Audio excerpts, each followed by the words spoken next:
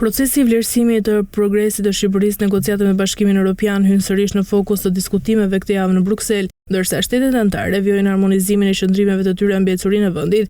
Sipas një dokumenti zyrtar të Këshillit të Bashkimit Evropian, grupi punës për zgjerimin dhe vendet negociojnë antarësimin në BE, do të zhvillojnë sërish në 12 maj një shkëmbim pikpamjesh mbi draftin pozicionin e përbashkët të përkohshëm për Shqipërinë. Çështja është përfshirë në agjendën zyrtare të mbledhjes së grupit të punës të Bruksel, ku pika e dytë e diskutimit të kushtohet Shqipërisë draft pozicionit të përbashkët të Bashkimit Evropian. Drafti bazohet në raportin e vlerësimit të përkohshëm të standardeve, dokumenti përmes të cilit Komisioni Evropian vlerëson progresin e Shqipërisë në grup kapitulli 1 themelore. Fakti që diskutimet po zhvillohen në nivel politik mes shteteve anëtare konsiderohen tregues së progresi.